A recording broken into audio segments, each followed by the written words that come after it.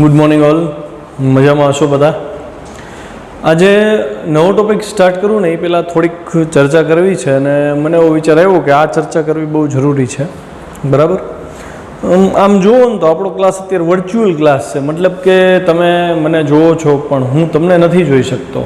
એટલે કે આમ લાઈવ જે મજા આવે ને લેક્ચરની, એ મજા હું ફીલ ન કરી શકતો. કદાચ એવું તમને પણ થતું હોય તો હું એવું ઈચ્છું છું, ધ્યાનથી સાંભળજો, કે તમે લોકો બધા પાસે મારા નંબર છે જ, બરાબર છે? જો ન હોય તો નોટ કરી લ્યો 9512447624. આ નંબર ઉપર તમે લોકો ગમે ત્યારે વોટ્સએપ મેસેજ કરી શકો છો અથવા ગમે ત્યારે કોલ કરી શકો છો. અને ખાસ કરીને તમે તમારું નામ, તમારા બેચ, મતલબ કે 11th A છે, બી છે, વોટેવર તમારું ગ્રુપ શું છે, મને ખાલી જસ્ટ એક ફોન કોલ કરી દેજો કે સર હું આ ક્લાસમાં છું, મારું એ ગ્રુપ છે, મેં એ ગ્રુપ ચૂઝ કર્યું છે અથવા ઘણા એનું ચૂઝ કર્યું, વોટેવર જે તમારું ડિસિઝન હોય તે પણ એક મને ફોન કરી દેજો. બીજું કે અત્યાર સુધીમાં આપણે ટોટલ 13 ક્વેશ્ચન થઈ ગયા છે, જેમાં બેઝિકલી આપણે પથ લંબાઈ, સ્થાનાંતર, સ્થાન, પછી સરેરાશ ઝડપ, સરેરાશ વેગ, તત્કાલીન વેગ, એની 2 મેથડ, આલેખવાળી, સંખ્યાત્મક પદ્ધતિવાળી, 3 ઉદાહરણ, 3.2 કે 3.3 સુધીના ઉદાહરણ આપણે કર્યા છે અને 3.2 સુધી જ કર્યા છે. ત્યારબાદ આપણે પ્રવેગ કર્યો. હવે પ્રવેગના x વર્સિસ t ના 3 આપણે ગ્રાફ કર્યા હતા. એક તો સીધું બાઉલ, એક ઊંધું બાઉલ અને એક તો ગ્રાફનો ઢાળ 0 થાય ને એવી રીતે, અથવા તો પ્રવેગ શૂન્ય થાય ને એવી રીતે, ઢાળ અચળવાળો. ઓકે, તો આટલા ટોપિકની અંદર હું એવું સમજી શકું કે બધા વિદ્યાર્થીઓ જેટલા પણ તમે છો એ બધા સુધી પૂરી માહિતી મેં પહોંચાડી હોય, પણ કંઈક કોન્સેપ્ટ ક્લિયર ન થયો હોય અથવા તમને ડાઉટ્સ આવ્યા, તમને કંઈક નવો વિચાર આવ્યો તો તમે પૂછી નથી શકતા. ખરેખર શું થાય કે 11th જ્યારે સ્ટાર્ટ થતું હોય ને ત્યારે મારો અનુભવ એવો છે કે આવા કોન્સેપ્ટ ઉપર જ્યારે ચર્ચા થતી હોય ને ત્યારે જેટલી મેક્સિમમ પ્રશ્નોત્તરી થાય એટલો તમારો કોન્સેપ્ટ ક્લિયર થાય. એટલે જો તમે જ્યારે ઓનલાઈન લેક્ચર એટેન્ડ કરતા હો તો એ ઓનલાઈન લેક્ચર દરમિયાન વચ્ચે કાંઈ પણ ક્વેરી આવે, કાંઈ પણ ક્વેરી, પછી ભલે ગમે એટલી નાની હોય, તો તમે ફીલ ફ્રી ટુ કોલ મી. તમે ગમે ત્યારે મને ચાલુ લેક્ચર તમે મને કોલ કરી દો કે સર તમે આજે આ ટોપિક ઉપર ડિસ્કસ કરીને મને અહીંયા આટલો પ્રોબ્લેમ થાય છે. તો શું થશે, તમે મને પૂછશો ને તો હું તમને એના બીજા 5 એક્ઝામ્પલ આપીશ ફોન ઉપર જ. કેમ કે અત્યારે આપણી મજબૂરી છે, આપણે લાઈવ તો થઈ શકવાના નથી કે હાલો ભાઈ રિસર્ચમાં આવ્યા ને સર પાસે જઈને શીખી લેશું, તો એવું અત્યારે પોસિબલ દેખાતું નથી. તો બેટર છે આપણી પાસે ફોન છે અને ફ્રી છે ને, મફત આપે છે કોલ, તો તમે ફોન કરી લ્યો. ફોન ઉપર કદાચ મારે ડિસ્કસ કરવી પડે તો હું ડિસ્કસ કરીશ. બાય ચાન્સ જો બિઝી હઈશ તો હું તમને કહીશ કે ભાઈ અડધી કલાક પછી રહીને કરજો. પણ આપણે એ દિવસમાં, મતલબ આજે ડાઉટ આવ્યો તો આજ સાંજ સુધીમાં કોલ બેક થઈ જવો જોઈએ તમારો, અને રાત્રે સૂતા પહેલાં તમારો ડાઉટ સોલ્વ કરીને તમારે સૂવાનું રહેશે. એક પણ સિંગલ ડાઉટ અગર રહ્યો એટલે તમારા 12મા ઉપર એની અસર આવશે. કેમ કે આ જે ચેપ્ટર આપણે ભણીએ છીએ ને એનું ઇમ્પોર્ટન્સ એટલું છે 12th સ્ટાન્ડર્ડની અંદર, બહુ જ ઉપયોગ આવવાનો છે. બરાબર છે, આપણો બેઝ છે. એટલે બહુ જ જેન્યુઅનલી કહું છું. કદાચ તમને એવું લાગે કે આપણે ઓળખતા નથી, ડાયરેક્ટ કેમ ફોન કરો, તો એમાં જરાય શરમાવાનું નહીં.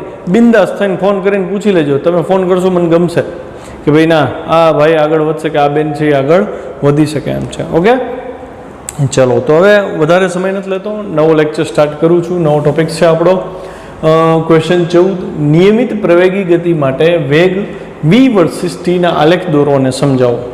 આપણે લાસ્ટ લેક્ચરમાં એવું જોયું હતું કે x વર્સિસ t ના આલેખ લઈને, તો x વર્સિસ t ના આલેખને હું રિવાઇઝ કરી દઉં. શું કર્યું હતું આપણે? તો એમાં x વર્સિસ t નો જે પહેલો ગ્રાફ હતો ને એમાં આપણને આવી રીતે સીધું બાઉલ આપ્યું હતું. એક બિંદુએ આપણે સ્પર્શક દોરતા હતા. x વર્સિસ tમાં વક્ર જે આપ્યો છે, જે આપણને કોઈ પણ ગ્રાફ આપ્યો છે, એના કોઈ પણ બિંદુએ સ્પર્શક દોરી, એ સ્પર્શકનો ઢાળ આપણને વેગ આપે. x વર્સિસ t એટલે કે સ્થાનાંતર વિરુદ્ધ સમય ના ગ્રાફનો સ્પર્શકનો ઢાળ વેગ આપે. આ કોન્સેપ્ટ ક્લિયર ન થાય કોલ મી. અચ્છા, આપણને ખબર છે ઢાળ એટલે જ વિકલન, એટલે કે એક્સનું ટી સાપેક્ષે વિકલન એ વેગ આપે.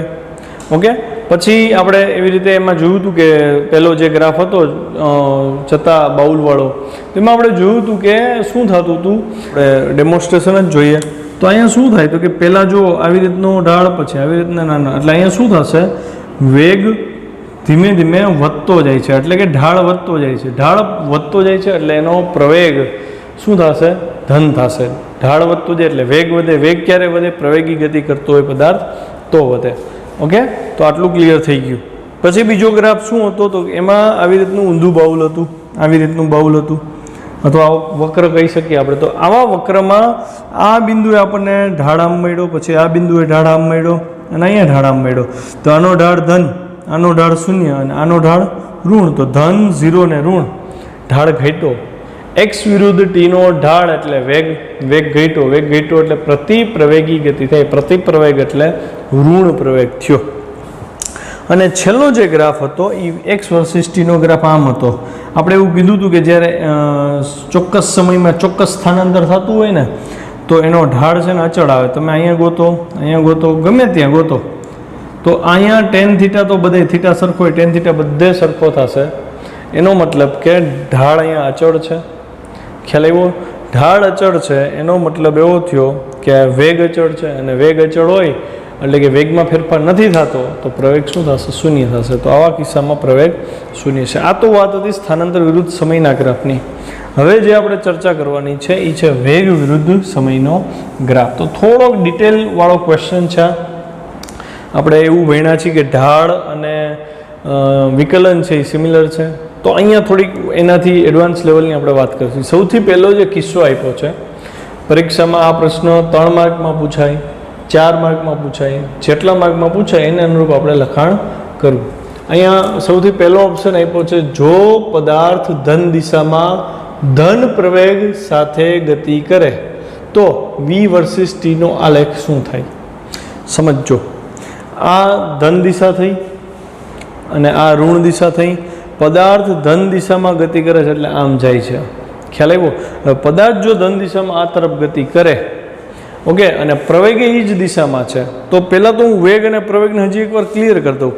માની લો કે આપણે એવી વાત હતી કે ભાઈ તમે બાઇક હલાવો છો, 40ની સ્પીડથી જાઓ છો, એક્સિલરેટર તમે એવી રીતે સેટ કર્યું કે દર સેકન્ડે 10ની સ્પીડ વધારે, તો તમારી 0 સેકન્ડે સ્પીડ હતી 40, પહેલી સેકન્ડે થાય 50, બીજી સેકન્ડે 60, ત્રીજી સેકન્ડે 70, એટલે કે દર સેકન્ડે તમારો વેગ 10 વધતો જશે. એટલે વેગમાં દર સેકન્ડે થતો વધારો એ જ પ્રવેગ થયો.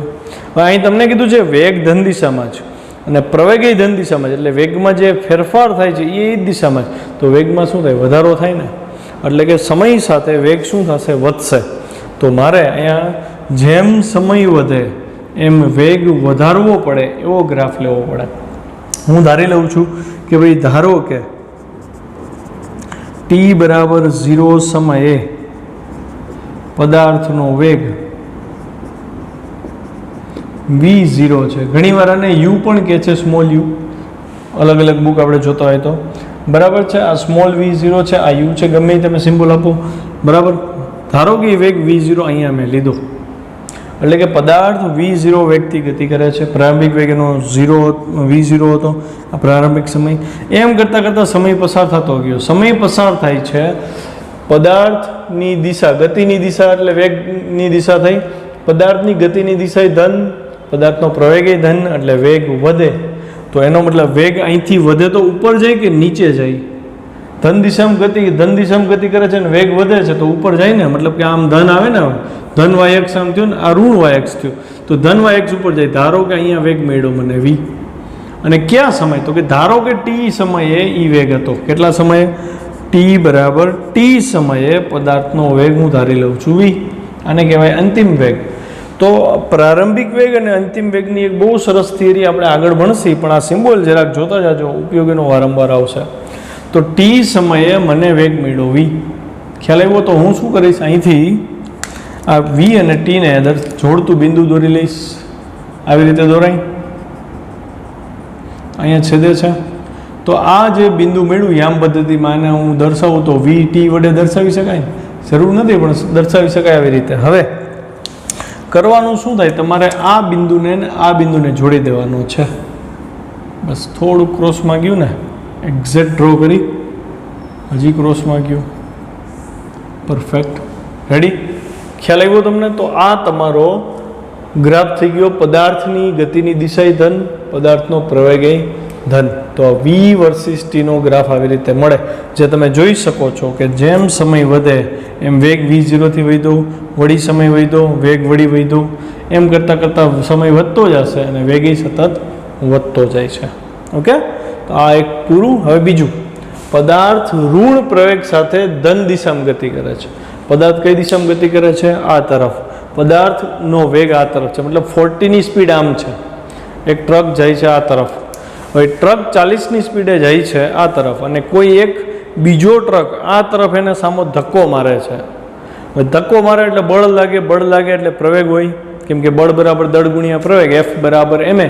સૂત્ર ન ખબર હોય તો હાસ્યમ લખી નાખો, F બરાબર ma. 9મા ધોરણમાં આવી ગયું. તો એ દળ ગુણ્યા પ્રવેગ, મતલબ કે સામું તમે કંઈક બળ લગાડ્યું આ તરફ. હવે આની સ્પીડ 40ની આમ હતી ને, પણ તમે સામું બળ લગાડો છો આ તરફ, તો આના વેગમાં શું થશે? ઘટાડો, મતલબ ઋણ પ્રવેગ થયો ને. ઋણ પ્રવેગી ગતિ થઈ. ઋણ પ્રવેગ એટલે પ્રતિપ્રવેગી કહેવાય. પ્રતિપ્રવેગ શું કરે? પ્રતિપ્રવેગ છે એ વેગમાં ઘટાડો કરે. અથવા તો તમે ટ્રક લઈને જાઓ છો આવી રીતે, તમે બ્રેક દબાવી, બ્રેક દબાવી એટલે ઘર્ષણ લાગશે, ઘર્ષણ લાગશે એ ગતિનો અવરોધ કરે, ગતિનો અવરોધ આ તરફ થાય એટલે એ પ્રતિપ્રવેગી ગતિ થઈ. એનો મતલબ માની લો કે દર સેકન્ડે વેગ 10 મીટર પર સેકન્ડ ઘટે છે, તો પેલી 0 સેકન્ડે આપણે એવું કીધું હતું 40ની સ્પીડ હતી, એકમ જે કાંઈ હોય લગાડી લેશી આપણે. પછી 1 સેકન્ડ ગઈ તો એ 30ની સ્પીડ થઈ, પછી 1 સેકન્ડ ગઈ તો એ 20ની સ્પીડ થઈ, પછી 1 સેકન્ડ થઈ તો 10ની સ્પીડ થઈ, અને પછી 0ની સ્પીડ થઈ. ખ્યાલ આવ્યો ને? એનો મતલબ દર 1 સેકન્ડે વેગમાં શું થયો? ઘટાડો. તો મને એ ખબર પડી એટલી કે વેગની દિશા અને પ્રવેગની દિશા જો પરસ્પર વિરુદ્ધ હોય એટલે વેગ ઘટે.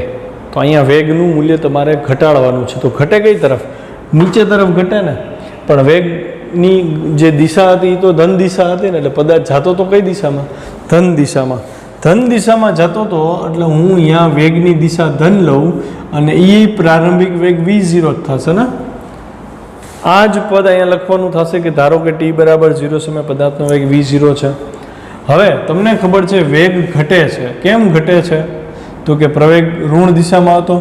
વેગ ઘટે એટલે અહીંથી દરેક બિંદુઓ સમય જેમ વધતો જેમ નીચે નીચે આવતા જશે ને, એટલે t બરાબર 0 સમયે વેગ તમને મળ્યો અહીંયા V0.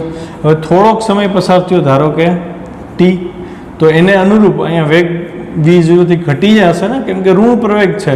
એટલે અહીંયા મને બિંદુ મળ્યું V. તો હવે મારે શું કરવાનું? V અને t ને જોડતું બિંદુ હું દર્શાવી દઉં અહીંયાથી. તો આ બિંદુ આપણને આવી રીતે અહીંયા મળ્યું. આ ફરીથી VT બિંદુ થયું. તો અહીંયા જે બિંદુ મળ્યું આને અને આને જોડી દઉં એટલે મને V વર્સિસ ટીનો ગ્રાફ મળી જાય. શેના માટે? ઋણ પ્રવેગ અને ધન દિશાના વેગ માટે. એટલે હું આ બેને જોડી દઉં છું. ખ્યાલ આવ્યો? તો આમાં તમે જોઈ શકો છો આ ગ્રાફને જો લંબાવવામાં આવે, મતલબ સમય પસાર થતો જાય, તો ધીમે ધીમે એક બિંદુ એવું આવશે જ્યાં વેગ શું થઈ જશે? 0. એટલે કે પદાર્થ ઊભો રહી જશે. તો આ કોન્સેપ્ટ ક્લિયર થયો. હવે ત્રીજો ગ્રાફ લઈ. પદાર્થ ઋણ પ્રવેગ સાથે ઋણ દિશામાં ગતિ કરે છે. જો ફરીથી સમજો, ઋણ દિશામાં ગતિ કરે એટલે વેગની દિશા ઋણ થાય એટલે પદાર્થ જાય છે આમ, પ્રવેગે એમ છે. મતલબ તમે આ તરફ જતા હો અને બાઇકને લીવર આપશો તો સ્પીડ વધશે કે ઘટશે? ક્લિયર છે ને? વધશે. કેમ કે તમે આમ જાઓ છો અને લીવર તમે દીધું એટલે એ ગાડી હાલવાની છે આગળ. એક્સેલેટર આપ્યું, પ્રવેગ છે એ ભલે ઋણ દિશામાં રહ્યો પણ વેગની દિશા એ ઋણ હતી એટલે વેગમાં વધારો થાય. તો અહીંયા એક હજી વિધાન આપણે યાદ રખાય કે જો વેગ અને પ્રવેગ બંનેની દિશા સમાન હોય તો વેગમાં વધારો થાય. પણ આપણે જોયું હતું કે શરૂઆતનો વેગ ઋણ દિશામાં હતો ને, એટલે જો મેં ઋણ yx લીધો છે. ઋણ yx ઉપર મેં v વેગ અને ધન xx ઉપર સમય લીધો છે. ખ્યાલ આવે? તો હવે હું એવું કહી શકું ને કે ભાઈ પ્રારંભિક વેગ ધારો કે અહીંયા છે v0 અને આ t બરાબર 0 વાળું બિંદુ છે અને અહીંયા એક t બરાબર t સમય લઈ લઉં. તો હવે તમે સમજી શકો ને જેમ સમય પસાર થાય એમ ઋણ દિશામાં વેગ વધશે ને, વધશે ઋણ દિશામાં. તો અહીંયા શું હોય? 0 હોય, -1, -2, -3, -4, મતલબ વધવું હોય તો તમારે નીચે જવું પડે ને. બરાબર છે? એટલે અહીંયા હું શું કરીશ તો કે ધારો કે વેગ કેટલો થઈ જાય છે? t બરાબર t સમય વેગ v થયો. તો હું આ બેને જોડતું બિંદુ અહીંયા દર્શાવી દઉં.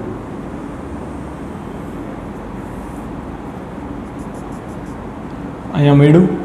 તો આ બિંદુ ફરીથી આપણું શું થયું VT. અહીંયા વેગનું મૂલ્ય ઋણ છે, આ વેગ એ ઋણ હશે કેમ કે એ ઋણ x ઉપર લીધેલો છે, ઋણ y ઉપર લીધેલો. તો હવે આને મારે જોડવાનું રહ્યું ને, આવો ગ્રાફ આપણને મળે. સોરી, મેં આ બિંદુ જોડી દીધું, ખરેખર V0 થી આવશે ને, આમ નહીં આવે, આ આવશે. તો આવો ગ્રાફ આપણને મળે.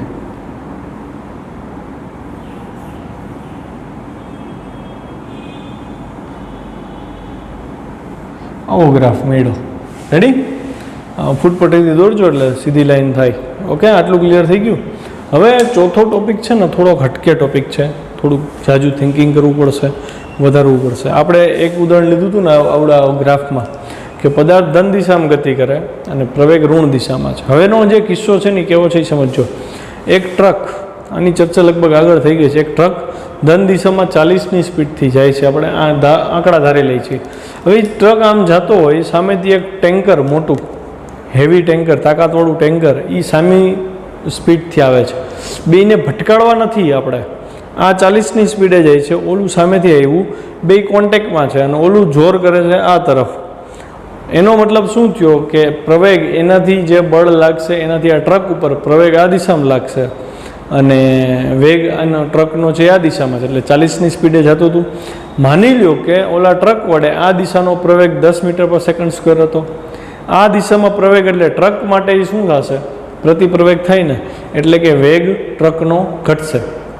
તો પહેલી સેકન્ડે ટ્રકનો વેગ 40માંથી 30 થયો કેમ કે એને આ તરફ 10નો પ્રવેગ લાગતો હતો. પછી બીજી સેકન્ડે એનો વેગ 30 થશે, 30માંથી ત્રીજી સેકન્ડે એ 20 થશે, 10 થશે, 0 થશે. પછી ટ્રક ઊભો રહ્યો ને, પછી એનાથી આગળની એક સેકન્ડ જશો એટલે એ ટ્રક ઊંધો હાલશે આ તરફ, મતલબ 10 મીટર પર સેકન્ડની ઝડપ, પછી 20 મીટર પર સેકન્ડ, 30 મીટર પર સેકન્ડ. શું કામ? તો કે એનું પોતાનું જે 40 મીટર પર સેકન્ડની સ્પીડ હતી એ તો ધીમે ધીમે ઘટી ગઈ કેમ કે પ્રવેગ ઋણ દિશામાં, તો ઘટતા ઘટતા એ 0 થઈ ગઈ. છતાંય ઓલું ટેન્કર એને સામે આ તરફનો પ્રવેગ ચાલુ જ રાખશે, એટલે આ ટ્રક આમ જતાં જતાં ઊભો રહેશે ને પછી ઊંધો આમ જ હાલવા માંડશે. ખ્યાલ આવ્યો ને? તો આપણે એ ગ્રાફ ડ્રો કરવાનો. તો હું એવું કહીશ કે જ્યાં સુધી ટ્રક આ દિશામાં જઈને એ સમય T1 સમય છે, 0 થી T1 સેકન્ડ. પછી ટ્રક અહીંથી આમ હાલે, એ T1 થી T2 સમય છે, એટલે ગ્રાફ દોરવામાં આપણને સરળતા મળે. તો જો ધ્યાનથી, ટ્રકની ગતિની દિશા શું છે? ધન દિશા. એટલે મને વેગ જે મળશે એ મને અહીંયા મળશે, આ V0 મળ્યું, T બરાબર 0 સમયે. ખ્યાલ આવ્યું? હવે આપણે વાત થઈ હતી ને કે T1 સમય સુધીમાં શું થશે? તો કે T1 સમય સુધીમાં ટ્રક છે એ ધન દિશામાં જાય છે અને ટેન્કર જે પ્રવેગ લગાડ્યો છે એ ઋણ દિશામાં છે.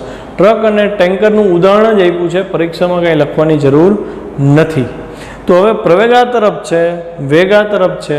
આપણને ખબર છે વેગ અને પ્રવેગ વિરુદ્ધ દિશામાં હોય તો વેગમાં ઘટાડો થાય. વેગમાં ઘટાડો થાય તો અહીંથી ઉપર જવાય કે નીચે જવાય?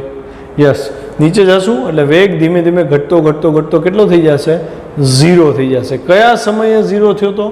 T1 સમયે 0 થયો તો. આપણે એવી વાત થઈ. તો એ જે ગ્રાફ મળે છે એ મને આવી રીતે મળશે. 0 થઈ ગયો. હવે શું થશે? તો કે હવે ટેન્કર ટ્રક અહીંયા ઊભો રહ્યો, છતાંય ટેન્કર તો એ જ દિશામાં પ્રવેગ આપે છે, એટલે ટેન્કર હવે આ દિશામાં ગતિની શરૂઆત કરશે. એટલે હવે જે ટ્રક છે એનો ઋણ દિશામાં વેગ શું થશે? વધશે. ઋણ દિશામાં વેગ એટલે તમારે અહીંથી ઋણ દિશામાં જવું પડશે અને વેગ વધે એટલે -1, -2, -3, -4 એટલે કે તમારો વેગનું મૂલ્ય આમ વધશે. તો અહીંથી તમારે અહીંથી સમય વધશે એટલે વેગ અહીંથી 0માંથી ઋણ દિશામાં થશે, એટલે એક બિંદુ આપણને અહીંયા મળે. પછી સમય હોય તો બીજું બિંદુ અહીં મળે, ત્રીજું બિંદુ આમ. એટલે આને તમે જોડો તો અહીંયા જે સમય મળશે એ આપણને T2 સમય મળ્યો. તો તમે જોઈ શકો છો કે T1 સમય સુધી પદાર્થ ધન દિશામાં જ ગતિ કરે છે પણ ઘટતા વેગ સાથે. પછી તો કે T1 સમયે વેગ એનો 0 થઈ જશે. T1 સમયે એના વેગની દિશા બદલાય છે, ધન દિશામાં જતો તો એની બદલે ઋણ દિશામાં, એટલે આ દિશા બદલાણી, ઋણ ભાગમાં આવી ગયું ને. પછી ઋણ દિશામાં એનો વેગ સતત વધતો જાય છે. આ વેગ વધતો દર્શાવેલો છે. ખ્યાલ આવ્યો? આ આકૃતિને સમજાવવાના 3-4 મુદ્દા મેં આપ્યા છે. પરીક્ષામાં એ મુદ્દા લખવા જરૂરી છે. જો પહેલો મુદ્દો, અહીં પદાર્થ ઋણ પ્રવેગ સાથે ગતિ કરે છે. મતલબ આપણે જે ટ્રકની વાત કરીને એની વાત છે. ઋણ પ્રવેગ સાથે ગતિ કરે છે એટલે ઋણ પ્રવેગ આમ હોય અને ગતિ ધન દિશામાં છે એટલે સમય સાથે વેગ ઘટે. સ્પષ્ટ છે કે t1 સમયે પદાર્થની ગતિની દિશા બદલાય. શું કામ? તો કે વેગ ઘટતો ઘટતો 0 થઈ જાય ને પછી ઋણ દિશામાં પાછો એને પ્રવેગ લાગે એટલે એ દિશામાં ગતિ કરશે. 0 થી t1 સમય માટે તે ધન દિશામાં ગતિ કરે. 0 થી t1 સમય ધીમે ધીમે ધીમો પડતો જાય છે, ઊભો રહી ગયો, અને હવે ગતિ t1 થી માથેના સમયમાં આમ ચાલુ થઈ ગઈ. એટલે જ્યારે t1 થી t2 સમયમાં તે વિરુદ્ધ દિશામાં ગતિ કરે છે. એટલે આવડું આ વિરુદ્ધ દિશાવાળું ભાગ થયું, આ ધન દિશા, આ ઋણ દિશા. નિયમિત અચળ પ્રવેગથી ગતિ કરતા પદાર્થના વેગ વિરુદ્ધ સમય આલેખ વડે ઘેરાયેલું ક્ષેત્રફળ સમયગાળા માટે પદાર્થનું સ્થાનાંતર દર્શાવે છે. આ મુદ્દો છે ને, આ તમારે નોંધ કરીને લખવું હોય તો કરી લ્યો.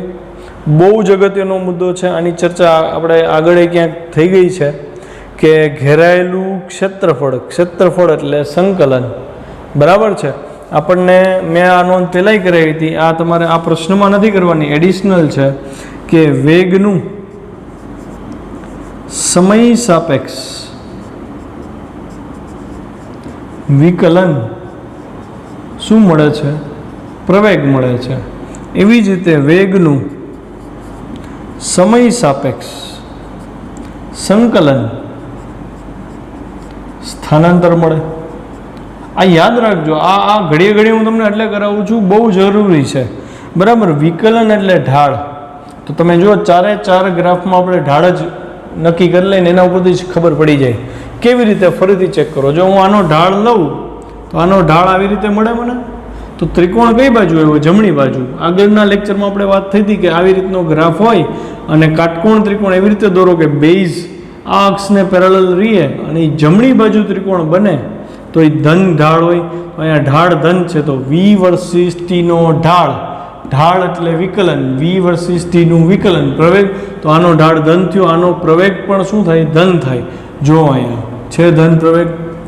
એવી જ રીતે અહીંયા જુઓ તો અહીંયા કાટકોણ ત્રિકોણનો બેઝ આ પાયો આને પેરેલલ રાખ્યો મેં અને ડાબી બાજુ આવ્યો. ડાબી બાજુ કાટકોણ ત્રિકોણ હોય તો આ ઋણ પ્રવેગ થાય. તો અહીંયા ઋણ પ્રવેગ v વર્સિસ t નો ઢાળ ઋણ પ્રવેગ આપે છે. ચેક કરો, અહીં પ્રવેગ ઋણ છે. ઓકે. સેમ વસ્તુ આપણે ત્રીજા ગ્રાફમાં ચેક કરીએ તો અહીંયા પ્રવેગ ઋણ છે. આનો ઢાળ તમે લ્યો, જો ત્રિકોણ ડાબી બાજુ આવ્યો. હવે તો આ કોન્સેપ્ટ ક્લિયર થઈ ગયો. આ કાટકોણ ત્રિકોણ ડાબી બાજુ હોય તો ઋણ પ્રવેગ. તો અહીં જો તમને લખી દીધું છે ઋણ પ્રવેગ છે. સેમ વસ્તુ અહીં જુઓ ઋણ પ્રવેગ છે તો ઋણ પ્રવેગ તો આનો ઢાળ અહીંયા ચેક કરો અને અહીંયા બે જગ્યાએ ચેક કરો. પ્રવેગની દિશા તો ઋણ જ મળે છે. તો આના ઉપરથી એક વસ્તુ તો ક્લિયર થઈ કે v વર્સિસ t નો ઢાળ આપણને પ્રવેગ આપે તો v વર્સિસ t નું વિકલન શું આપે? પ્રવેગ આપે.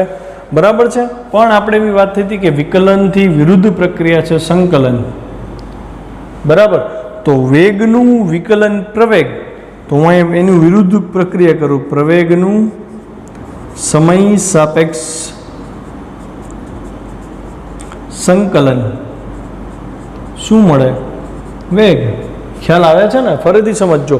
વેગનું વિકલન પ્રવેગ તો પ્રવેગનું સંકલન વેગ. એટલે આને છે ને હું આવી રીતે સર્કલ બધાને બનાવડાવું. આ વેગ અહીંયા વિકલન તો એ શું બને છે? પ્રવેગ બને છે. અને પ્રવેગનું સંકલન કરો તો શું બને? વેગ. સમજાય છે? તો આને સમય સાપેક્ષે વિકલન સંકલન છે. તો આવી રીતે તમે હાસ્યમાં ડ્રો કરો ને તો તમને ખબર પડે કે ભાઈ આ ફટાફટ આવી રીતે યાદ રહીએ. એવી જ રીતે હું આવી રીતે કરી શકું કે સ્થાનાંતર છે અને આ વેગ છે. તો આ સ્થાનાંતરનું વિકલન શું મળે? વેગ મળે. અને વેગનું સંકલન શું મળે?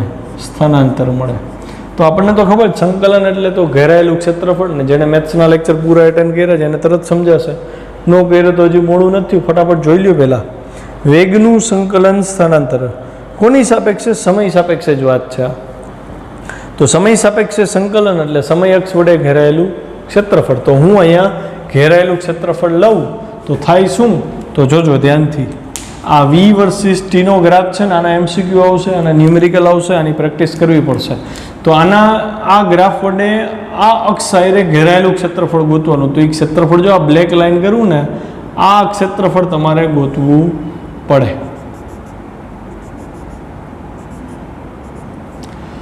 સમજો ભાઈ? આ ગ્રાફ વડે આની સાથે સંકળાયેલું ક્ષેત્રફળ ગોતી લો. આ જે ક્ષેત્રફળ મળશે એ શું થશે? એ થશે વેગનું સમય સાપેક્ષ સંકલન એટલે કે સ્થાનાંતર. ઓકે, આટલું ક્લિયર થઈ ગયું?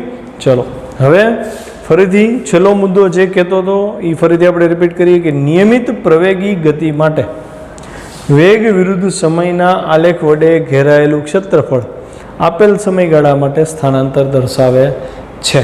એટલે કે વેગ વિરુદ્ધ સમયનો ગ્રાફ હોય એનું ક્ષેત્રફળ ગોતી લ્યો તમે તો તમને સ્થાનાંતર મળે. એવી જ રીતે હું એવું કહી શકું ને કે પ્રવેગ વિરુદ્ધ સમય છે, જે પ્રવેગનું સંકલન વેગ થાય તો હું ગ્રાફ અહીંયા પ્રવેગ લઉં ને અહીંયા સમય લઉં તો પ્રવેગ વિરુદ્ધ સમય વડે ઘેરાયેલું ક્ષેત્રફળ એટલે સંકલન શું આપે?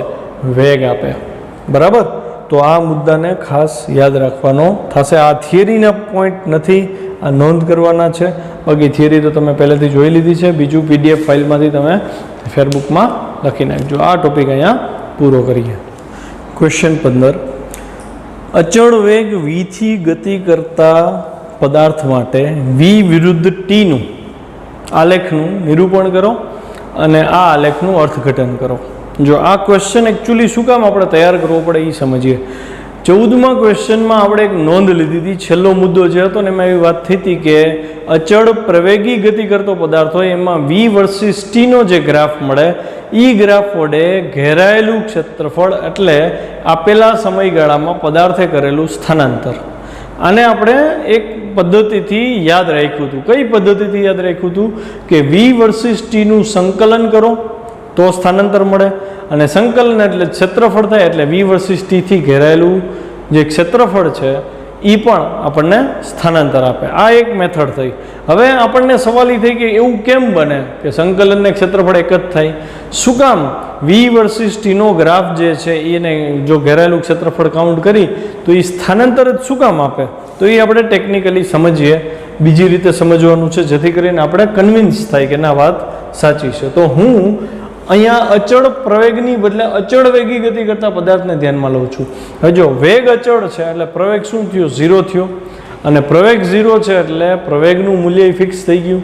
તો હું અહીંયા ફરીથી વી વર્સિસ ટીનો ક્ષેત્રફળ લઉં તો એ વી વર્સિસ ટીનું ક્ષેત્રફળ સ્થાનાંતર આપવું જોઈએ. આપણે અહીંયા ચેક કરવાના છે કે ખરેખર સ્થાનાંતર આપે છે કે નથી આપતું. જોઈએ. અચળ વેગથી ગતિ કરતા પદાર્થ માટે વેગ વિરુદ્ધ સમયનો આલેખ દર્શાવેલો છે. તો આ આપણો વેગ v છે જે મેં yx ઉપર લીધો અને સમય t મેં xx ઉપર લીધો છે. ધારો કે 0 સમયે t બરાબર 0 સમયે પદાર્થનો પ્રારંભિક વેગ u છે. મેં પહેલાં જ કીધું પ્રારંભિક વેગને u કયો v0 કયો ઇટ ડઝન્ટ મેટર. તો પ્રારંભિક વેગ u છે, પણ અહીંયા આપણને એવું કીધું છે ને અચળ વેગથી ગતિ કરે. અચળ વેગથી એટલે સ્પીડ એમની એમ છે. ઉદાહરણ તરીકે બાઇક લઈને જાઉં છું, 40 ઉપર જ કાંટો સ્થિર છે, પછી હું પહેલી સેકન્ડે લઉં, 10મી સેકન્ડે લઉં કે 50મી સેકન્ડે લઉં, 40 ઉપરથી કાંટો હલવા દેવાનો નથી એટલે વેગ શું થઈ ગયો? અચળ. એનો મતલબ અહીંયા હું જો સમય દર્શાવતો થયો તો પહેલી સેકન્ડનું બિંદુ મને એટલું જ વેગ મળે 40 અથવા u, બીજી સેકન્ડ 40, ત્રીજી સેકન્ડ 40, ચોથી સેકન્ડ 40. કેમ? તો કે અચળ વેગ છે ને, સમય વધતો જશે પણ વેગ વધતો નથી. વેગની કિંમત યુની યુ જ રહે છે. એટલે અહીંયા બધા બિંદુઓને જોડી દઉં તો મને એક રેખા આ મળી જે સમય અક્ષને સમાંતર છે. ખ્યાલ આવ્યો? હવે માની લો કે આપણે જે વાત હતી ને કે વેગ વિરુદ્ધ સમય વડે ઘેરાયેલું ક્ષેત્રફળ સ્થાનાંતર આપે આપેલા સમયગાળા માટે. તો એક સમયગાળો ધારવો પડે ને. ધારો કે હું ટી બરાબર ટી સમય લઉં છું, કેપિટલ ટી. તમે ગમે લઈ શકો, 5 સેકન્ડ 10 સેકન્ડ જ્યારે પ્રયોગ કરતા હોય તોની વાત છે. તો મેં કેપિટલ રેન્ડમ એક ટાઈમ લઈ લીધો ટી. ટી સમયમાં પદાર્થે કેટલું અંતર કાપ્યું એટલે કે કેટલું સ્થાનાંતર કર્યું એ શોધવું છે. તો હું શું કરીશ? તો હું અહીંયાથી લંબ ડ્રો કરીશ આવી રીતે. તો તમે જો એક બંધ ગાળો મળ્યો ને, આ થયું લંબચોરસ. જે નોંધ કરી હતી એ નોંધ પ્રમાણે વી વર્સિસ ટીના ગ્રાફ વડે ઘેરાયેલું ક્ષેત્રફળ, ઘેરાયેલું એટલે આ બંધ ગાળો જે હોય ને એને ઘેરાયેલું કહેવાય. પછી એમાં આ ન આવે. જે સમયગાળાની વાત છે એ સમયગાળા માટેની જ વાત છે. હું બીજી 10 સેકન્ડ ઉમેરી દઉં તો એ મળે મારે અહીંયાથી દર્શાવવું પડે, તો પછી આખો મોટો લંબચોરસ લેવો પડે. એટલે આપેલા સમયગાળા માટે આટલું ભાગ ઘેરાણો, તો મારે આનું ક્ષેત્રફળ ફાઇન્ડ કરવું પડે. તો આનું ક્ષેત્રફળ એટલે આ તો લંબચોરસ છે. લંબચોરસ એટલે લંબાઈ ગુણ્યા પહોળાઈ. અહીંયા હું લંબાઈને બદલે આને ઊંચાઈ કહી દઉં, આને પહોળાઈ કહી દઉં. તો ઊંચાઈ કેટલી થશે? તો કે પ્રારંભિક વેગ ખબર હતો ને 40. તો હું એમ કહી દઈશ ને કે આની ઊંચાઈ, આ ગ્રાફની ઊંચાઈ 40 છે. અને એની સમય તમને ખબર છે, ધારો કે 10 સેકન્ડ 20 સેકન્ડ વોટેવર જે કંઈ હોય, તો હું એમ કહી શકું ને કે ભાઈ ટી છે આપણી પાસે. તો તમે શું કરશો? લંબાઈ ગુણ્યા પહોળાઈ એટલે કે યુ, આની જે ઊંચાઈ હતી ઈ, અને ગુણ્યા પહોળાઈ કેટલી છે ટી જેટલી, એ બેનો ગુણાકાર કરો એટલે આનું ક્ષેત્રફળ મળે ને. તો આ લંબચોરસનું આપણે ક્ષેત્રફળ મેળવવું છે. અને પછી ચેક કરી કે સ્થાનાંતર થાય કે ન થાય. જોજો ધ્યાનથી.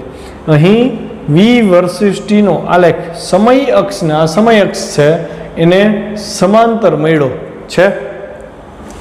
ટી બરાબર 0 થી ટી બરાબર કેપિટલ ટી સમયગાળા વચ્ચે મળતા આલેખ વડે ઘેરાતું ક્ષેત્રફળ. એટલે આ સમય વડે જે આલેખ મળ્યો એટલો જ આલેખ, અને એના વડે ઘેરાતું ક્ષેત્રફળ એટલે આ જે મેં રેડ લાઈન કરેલી છે એ ક્ષેત્રફળની વાત છે. એનું ક્ષેત્રફળ કેટલું? તો કે એની ઊંચાઈ યુ છે, ટી પહોળાઈ છે. તો એના લંબચોરસનું જેટલું ક્ષેત્રફળ હોય એ આનો જવાબ થાય. તો મેં લંબચોરસનું ક્ષેત્રફળ લખ્યું ઊંચાઈ ગુણ્યા પહોળાઈ. તો ઊંચાઈ તો યુ છે આપણી, પહોળાઈ આપણી ટી છે. હવે આ તો મને જવાબ મળ્યો આનો કે ભાઈ આનું જે ક્ષેત્રફળ છે યુ ઇન્ટુ ટી જેટલું છે. હવે આપણે ચેક કરવું પડે ને કે યુ અને ટીનો ગુણાકાર કરીએ તો સ્થાનાંતર આવે છે કે કેમ. એટલે ફિઝિક્સમાં સેકન્ડ ચેપ્ટર ભણી ગયા, કોઈ પણ સૂત્ર ડિરાઈવ કર્યા પછી સાચું કે ખોટું ચેક કરવાની એક મેથડ હતી, એનું ડાયમેન્શન ચેક કરો, પરિમાણ ચેક કરો. ભણ્યા ને? તો આ વેગ છે, વેગનું પરિમાણ શું થાય? પારિમાણિક સૂત્ર મીટર પર સેકન્ડ એકમ છે, એટલે L1 પર T1 થાય. L1 T-1 એટલે વેગની બદલે મેં લખ્યું L1 T-1. અને આ સમય હતો, સમય ઉપર એક જ ઘાત છે એટલે T1. તો T-1 T1 કટ થઈ ગયું, વધ્યું શું? L1. એટલે આ તો લંબાઈ જ થઈ ને. તો સ્થાનાંતરનું ડાયમેન્શન એ L1 જ થાય. એનો મતલબ આ બેનો ગુણાકાર કરતાં મને અંતર જ મળે છે. એટલા માટે વી વર્સિસ ટી વડે ઘેરાયેલું ક્ષેત્રફળ આપણને કાપેલું અંતર આપેલા સમયગાળામાં અથવા તો સ્થાનાંતર આપે છે. બરાબર? તો છેલ્લો મુદ્દો ફરીથી એ જ નોંધ રિપીટ થઈ છે. તો ઘડીએ ઘડી એકની એક વાત રિપીટ કરે છે તો એનું કંઈક મહત્વ હશે. આમ કોઈ પણ સમયગાળામાં પદાર્થે કાપેલ અંતર અથવા તો સ્થાનાંતર તે સમયગાળામાં વી વર્સિસ ટીના આલેખ અને સમય અક્ષ વચ્ચે ઘેરાયેલા ક્ષેત્રફળ જેટલું થાય. આ વિધાનને હાંસિયામાં લખી લેજો અને ડે બાય ડે રોજ રિવાઇઝ કરજો. જ્યારે આપણે આની ટેસ્ટ લેવાશે ત્યારે આ બધા મુદ્દા બહુ જ કામ આવશે. ઓકે, આજનો આપણો જે મુદ્દો છે બહુ જ અગત્યનો છે. આજ સુધીમાં તમે જેટલું ભણ્યા છો ચેપ્ટર 3માં એ બધાનો સંયુક્ત ઉપયોગ આ ટોપિકમાં આવી જશે. બીજી વસ્તુ, આપણા જે આગળના ચેપ્ટર છે 4, 5 અને 6, આ ત્રણેય ચેપ્ટરમાં આનો ભરપૂર ઉપયોગ આવવાનો છે. તો હું એવું ઈચ્છું છું કે આ થિયરી તમે લોકો 3-4 વાર લખીને તૈયાર કરો. આનું એક એક સમીકરણ તમને એટલું કંઠસ્થ હોવું જોઈએ કે અડધી રાત્રે કોઈ પૂછે ને તો તમે એને જવાબ દઈ શકવા જો. તો આની ગંભીરતા તો તમે સમજી ગયા છો. ક્વેશ્ચન શું છે જોઈ લઈ. નિયમિત પ્રવેગી ગતિના સમીકરણો આલેખની રીતે મેળવવું. નિયમિત પ્રવેગી ગતિ કોને કહેવાય? હવે તો કોન્સેપ્ટ ક્લિયર થઈ ગયો તમારો કે પ્રવેગી ગતિ થતી હોય એટલે વેગમાં સતત વધારો થતો હોય. જો દર સેકન્ડે વેગમાં વધારો જે થાય એ ફિક્સ હોય તો એવી ગતિને નિયમિત પ્રવેગી ગતિ કહેવાય. દાખલા તરીકે તમે 10ની સ્પીડે વાહન ચલાવો છો અને તમારો પ્રવેગ 5 મીટર પર સેકન્ડ સ્ક્વેર છે, સ્પીડ 10 મીટર પર સેકન્ડ છે. તો એનો મતલબ એવો છે ને દર સેકન્ડે વેગ કેટલો વધશે? 5 મીટર પર સેકન્ડનો વેગ વધશે. એટલે પહેલી સેકન્ડે વેગ 0 સેકન્ડે વેગ 10 હતો, પહેલી સેકન્ડે 15, બીજીએ 20, ત્રીજીએ 25, ચોથીએ 30, પાંચમીએ 35, આમ 5 વધતો જશે. તો એ વેગમાં જે વધારો છે એ તમે જોયું કે દર સેકન્ડે વેગનો વધારો 5 જ છે, ફિક્સ છે. તો આવી ગતિને નિયમિત પ્રવેગી ગતિ કહેવાય. અચ્છા, તમને ખબર છે પૃથ્વી ઉપર આપણે કોઈ પણ પદાર્થને ઊંચાઈથી મૂકે ને તો એ નીચે પ્રવેગી ગતિ કરે ને, અને એને ગુરુત્વ પ્રવેગ આપણે કીધું હતું એની ઓલમોસ્ટ વેલ્યુ 9.8 મીટર પર સેકન્ડ સ્ક્વેર છે. તો એ પ્રવેગી ગતિ છે. અને આપણે આ પ્રકરણમાં તથા આગળના ઘણા બધા પ્રકરણમાં મુક્ત પતન એટલે પદાર્થને મૂકી દેવો, તો એ પદાર્થ ધીમે ધીમે એની સ્પીડમાં વધારો કરે છે ને, એ પદાર્થની સ્પીડમાં કેટલો વધારો થાય એ સમજવા માટે પ્રવેગી ગતિ સમજવી બહુ જરૂરી છે. એટલે એ ગતિ સમજવા માટેનો આજનો ટોપિક આપણો બેઝિક કોન્સેપ્ટ થશે કે નિયમિત પ્રવેગી ગતિના સમીકરણો મેળવો. સમીકરણો એટલે શું પહેલાં તો એ સમજો. તો આપણને ખબર છે કોઈ પણ પદાર્થ ગતિ કરે ને એટલે એમાં કઈ કઈ રાશિઓ ભાગ ભજવે. એક તો સ્થાનાંતર, એક તો એનો પ્રારંભિક વેગ, અંતિમ વેગ, પ્રવેગ અને સમય. 4 રાશિ આપણે યાદ રાખવાની છે: સ્થાનાંતર, પ્રારંભિક વેગ, અંતિમ વેગ અને સમય. આ 4 રાશિઓને અંદરો અંદર કંઈક સંબંધ છે. આ સંબંધ દર્શાવતા સૂત્રો ને નિયમિત પ્રવેગી ગતિના સમીકરણ કહેવાય. તો હું અહીંયા મેથેમેટિક્સ પ્લસ ફિઝિક્સનો ઉપયોગ કરી એ સમીકરણો તારવીશ. જોતા જાઓ. સૌથી પહેલાં આલેખની રીતે કરવાનું કીધું છે એટલે હું વી વર્સિસ ટીનો આલેખ ડ્રો કરીશ. નિયમિત પ્રવેગી ગતિ છે એટલે વેગ સમય સાથે જે વધશે એ નિયમિત રીતે વધશે, એટલે કે વી વર્સિસ ટીનો ઢાળ કેવો હોવો જોઈએ? અચળ. એટલે વી વર્સિસ ટીનો આલેખ સુરેખ લેવો પડે. બીજું, પ્રવેગી ગતિ છે, વેગમાં વધારો થાય. તો તમે અહીં જુઓ ગ્રાફમાં ટી બરાબર 0 સમયે પ્રારંભિક વેગ મેં ધારી લીધો છે v0. પછી વેગ સમય સાથે વધે છે, ઢાળ ધન થવો જોઈએ વી વર્સિસ ટીનો, કેમ કે પ્રવેગ ધન છે તો વી વર્સિસ ટીનો ઢાળ ધન થાય.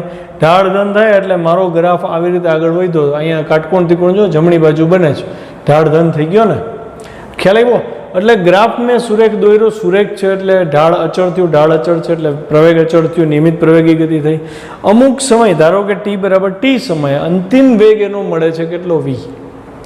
તો મારે આ ગ્રાફને શાબ્દિક વર્ણન દેવાનું છે. શરૂઆત આપણા પ્રશ્નની ગ્રાફના શાબ્દિક વર્ણનથી, એટલે કે તમારે પહેલાં તો ગ્રાફ સમજવો પડશે.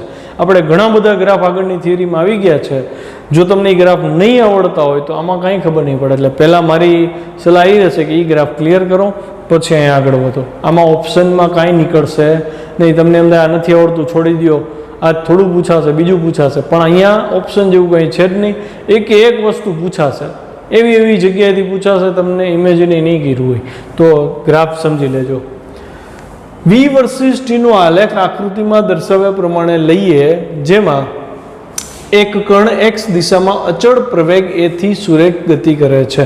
એક્સ દિશામાં એટલે ધન દિશામાં ગતિ કરે, ધન દિશામાં ગતિ કરે એટલે વેગ ધન હોય. હવે આકૃતિમાં દર્શાવ્યા મુજબ ટી બરાબર 0 સમયે પ્રારંભિક વેગ v0 છે. જે મેં કીધું હતું ને, પ્રારંભિક વેગ v0 છે. અને ટી બરાબર ટી સમયે અંતિમ વેગ v છે. અહીં કણ અચળ પ્રવેગી ગતિ કરે છે. અચળ પ્રવેગી એટલે ઉદાહરણ શરૂઆતમાં જ લીધું આપણે, સમય સાથે વેગમાં વધારો નિયમિત હોય.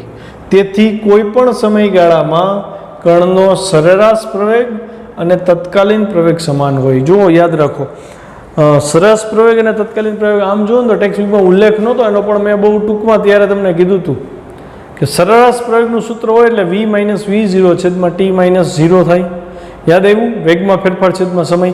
એમાં જે સમયગાળો છે છેદવાળો, એને જો લિમિટ લાગે, limit delta t tends to 0 લાગુ પાડીએ તો આપણે વાત એવી હતી કે ડેલ્ટા વી પણ સૂક્ષ્મ થવા માંડે એટલે dv/dt થતું, અને એ dv/dt એટલે કે વેગનું સમય સાપેક્ષ વિકલન થાય, એને જ કહેવાય તત્કાલીન પ્રવેગ.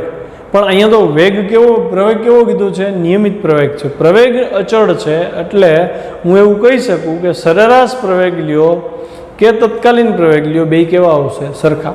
ખ્યાલ આવ્યો? આ તમારે યાદ રાખવાનું છે કે અચળ પ્રવેગ માટે સરેરાશ પ્રવેગ અને તત્કાલીન પ્રવેગ બે સમાન થાય. તો આનો મારે પ્રવેગ જોઈ છે આ આલેખ માટે, તો વી વર્સિસ ટીનો આલેખ છે. આગળના લેક્ચરમાં જોયું હતું કે વી વર્સિસ ટીનો આલેખ હોય એનો જે ઢાળ છે એ આપણને પ્રવેગ આપે. તો મારે આનો ઢાળ લેવો પડે ને. આલેખ આ છે આપણો AB, કેમ કે તમે જોઈ શકો સમય વધે એમ વેગનું મૂલ્ય v0 થી વધતું જાય. જો છે ટી બરાબર ટી સમયે વેગ v થઈ ગયો, તો મારે આનો ઢાળ જોઈશે. ઢાળ એટલે શું થાય? tan θ થાય ને. તો આ કાટકોણ ત્રિકોણમાં tan θ એટલે સામેની બાજુ BC છેદમાં પાસેની બાજુ AC. તો મારે સામેની બાજુ જોતી હોય BC, તો BC કેમ મળે? ડાયરેક્ટ ન મળે. તો મારે BC ગોતવા માટે હું એવું કહી શકું કે અહીંથી આ જે અંતર છે એ V છે, અહીંથી આ V છે, અહીંથી આ અંતર V0 છે. તો હું V માંથી V0 બાદ કરી નાખું, V V0 કરું તો મને આ મળે ને. એટલે મેં અહીંયા લખી દીધું V V0. ખબર પડી આ કેમ આવ્યું? કુલ અંતર અહીંથી આ V છે, આ અંતર V0 છે. V માંથી V0 બાદ કરું તો આ મળે. એટલે મેં V માંથી V0 બાદ કર્યો. અહીંથી આ ભાગ કેટલો થાય? તો કે આ સમય T માંથી 0 બાદ કરવો એટલે T આવે. તો ઢાળ મારે રેખા AB નો જોઈએ છે. રેખા AB નો ઢાળ મળ્યો સામેની બાજુ એટલે કે BC ની બદલે અહીંયા V V0 છેદમાં પાસેની બાજુ એટલે T. બરાબર. અહીંયા હું T આ બાજુ ગુણી નાખું છું, V ને કરતા બનાવી લઉં, V0 આ બાજુ તો પ્લસ થઈ જાય એટલે V બરાબર V0 પ્લસ AT. આ સમીકરણ 1, આ સમીકરણ 2. આનો બહુ બધો ઉપયોગ આવશે. અને આ મુખ્ય સમીકરણ છે જે નિયમિત પ્રવેગી ગતિના સમીકરણ મેળવવાનું કીધું ને, આ પહેલું સમીકરણ છે. ધ્યાનથી જુઓ, અંતિમ વેગ છે, પ્રારંભિક વેગ છે, પ્રવેગ છે, સમય છે. બરાબર. જ્યારે દાખલા આવશે ને ત્યારે આ 4 રાશિમાંથી 3 આપી દીધી હશે ને ચોથી ગોતવાની હશે. તો તમને સ્ટ્રાઇક થવી જોઈએ ટાઈમે કે કઈ રાશિ ગોતવાની છે ને કેટલી આપી છે તો કયું સમીકરણ આવે. હવે આગળ વધીએ. T સમયમાં કણે કરેલું સ્થાનાંતર જોઈએ છે. પહેલાં આપણે શું કર્યું? આનો ઢાળ ગોઈતો ને, તો આપણે આગળની થિયરીમાં જોયું હતું કે V વર્સિસ T નો ઢાળ છે એ પ્રવેગ આપે, એવી જ રીતે V વર્સિસ T વડે ઘેરાયેલું જે ક્ષેત્રફળ છે એ સ્થાનાંતર આપે. તો હું એક ક્ષેત્રફળનો ઉલ્લેખ કરીશ કે ભાઈ T સમયમાં જે સ્થાનાંતર છે એ જોઈ છે મારે. તો સ્થાનાંતર જોતું હોય તો V વર્સિસ T ના આલેખ વડે સમય સાથે ઘેરાતો જે પ્રદેશ છે, સમયની અક્ષ ઉપર ઘેરાતો જે પ્રદેશ છે, અહીંયા પ્રદેશ કીધો છે OABCDO, આટલો પ્રદેશ ઘેરાય છે. કેમ કે ગ્રાફ આપણો આ હતો. આ ગ્રાફ આ અક્ષ ઉપર કેટલો ભાગ ઘેરે? તો મારે બે ઉપરથી લંબ દોરવાના અને આ બંધ ગાળો જે બન્યો એટલો ભાગ ઘેરે. આનું ક્ષેત્રફળ ગોતી લ્યો, એ આપણું સ્થાનાંતર થશે. તો મારે OBCDO નું ક્ષેત્રફળ જોતું હોય તો આખો આકાર છે એનું ગોતવું અઘરું પડે, પણ હું બે ભાગ પાડી દઉં, આ લંબચોરસ અને આ કાટકોણ ત્રિકોણ, તો બેનું વ્યક્તિગત ક્ષેત્રફળ મળી જાય ને. એટલે મેં સમીકરણ લખ્યું કે ભાઈ સ્થાનાંતર જે થયું, ધારો કે x છે. કેવી રીતે x? તો કે ભાઈ માની લો કે કણની ગતિની શરૂઆત 0 થી થઈ હતી અને ધારો કે x અંતરે પહોંચ્યો, તો સ્થાનાંતર કેટલું થયું? અંતિમ સ્થાનમાંથી પ્રારંભિક સ્થાન બાદ કરો એટલે x - 0 થાય. તો એ 0 મેં દર્શાવ્યો નથી, સીધું મેં x લખી દીધું છે, સ્થાનાંતર x થયું. તો લંબચોરસ ACDO, આ લંબચોરસનું ક્ષેત્રફળ વત્તા ત્રિકોણ ACB નું ક્ષેત્રફળ થાય. તો લંબચોરસ ACDO નું ક્ષેત્રફળ એટલે લંબાઈ ગુણ્યા પહોળાઈ થઈ. તો આ કેટલું છે જોવો જોઈએ, V0 છે અને આ કેટલું છે? અહીંથી આ T છે. તો V0 ગુણ્યા T કરવું એટલે આ ક્ષેત્રફળ મળે ને. એટલે મેં અહીં લખ્યું જો V0T પ્લસ કાટકોણ ત્રિકોણનું ક્ષેત્રફળનું સૂત્ર યાદ છે બધાને? 6ઠા 7મામાં આવ્યું હોય છે 1/2 ગુણ્યા પાયો ગુણ્યા વેધ. તો અહીંયા પાયો આ છે, વેધ આ છે અને ગુણ્યા 1/2. તો 1/2 ગુણ્યા T ગુણ્યા પાયો. એટલે અહીં લખ્યું 1/2 આ વેધ છે V V0 અને T છે એ પાયો છે. અહીં તમારે નોંધ લખી નાખવી બાજુમાં 1/2 પાયો ગુણ્યા વેધ, જેથી કરીને ભૂલ ન પડે. હવે આ તો સમીકરણ મળ્યું x નું, પ્રારંભિક વેગ, અંતિમ વેગ. પણ આમાં તમે જો પ્રવેગ નથી આવતો, મારે પ્રવેગ ઇન્વોલ્વ કરવો છે આમાં. તો હું સમીકરણ 1માં V V0 છે ને અહીંયા V V0 છે. તો V V0 ને હું કરતા બનાવું તો શું મળે મને? AT મળે. એટલે અહીંયા શું થશે? તો કે સમીકરણ 1 પરથી V V0 બરાબર AT છે એ હું મૂકી દઉં. જો આની બદલે AT મૂકી દઉં તો AT ગુણ્યા T એટલે AT² થાય. એટલે અહીં મેં લખ્યું AT². એટલે ફાઇનલી ફોર્મ્યુલા મળ્યું x બરાબર V0T પ્લસ 1/2 AT². ધ્યાનથી જુઓ, આમાં સ્થાનાંતર છે, પ્રારંભિક વેગ છે, પ્રવેગ છે અને સમય છે. અંતિમ વેગ આમાં આપ્યો નથી. તો જ્યારે તમને આ 4 રાશિમાંથી કોઈ પણ 3 આપી હોય ને એક ગોતવાની હોય તો તમને સ્ટ્રાઇક થવી જોઈએ કે આ ફોર્મ્યુલા વાપરીએ તો મને આ જવાબ મળે.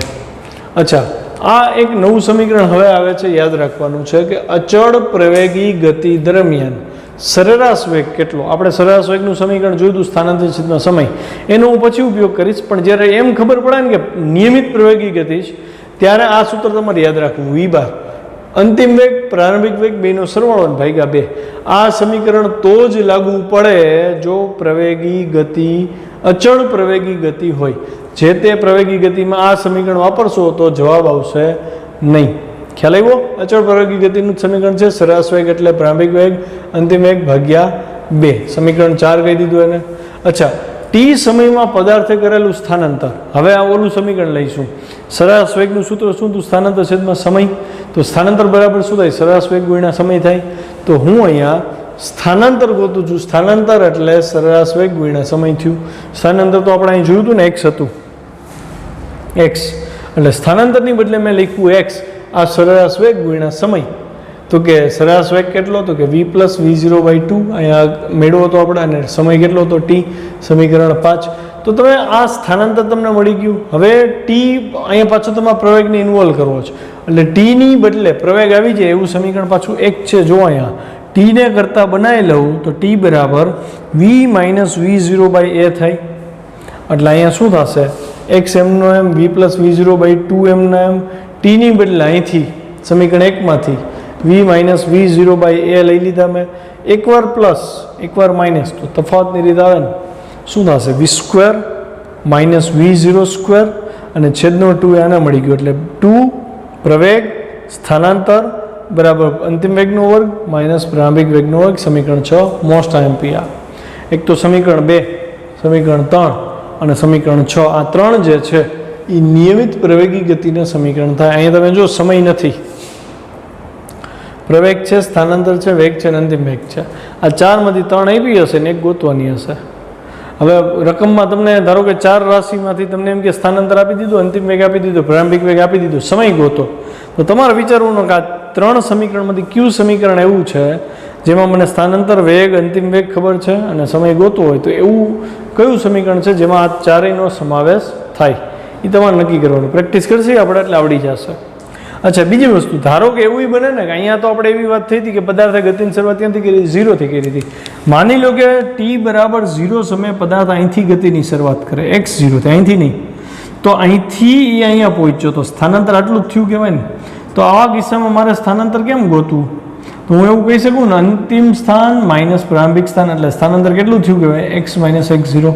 એટલે કે જો પદાર્થ ગતિ કરે અને એનું પ્રારંભિક સ્થાન ઉગમ બિંદુ ન હોય, પ્રારંભિક સ્થાન x0 હોય, તો સમીકરણ 6, સમીકરણ 3 બે બદલી જશે. કેમ કે અહીંયા સ્થાનાંતર x હતું ને, પણ પ્રારંભિક સ્થાન x0 હોય તો સ્થાનાંતર આ શું થઈ જશે? x - x0. અને અહીંયા xની બદલે શું થઈ જશે? સ્થાનાંતર x - x0. પેલું સમીકરણ હતું એમાં તો સ્થાનાંતર હતું જ નહીં એટલે એમનું એમ રહીએ, v = v0 + at. જ્યારે સમીકરણ 3 છે એમાં xની બદલે થઈ ગયું x - x0 બરાબર v0t + 1/2 at².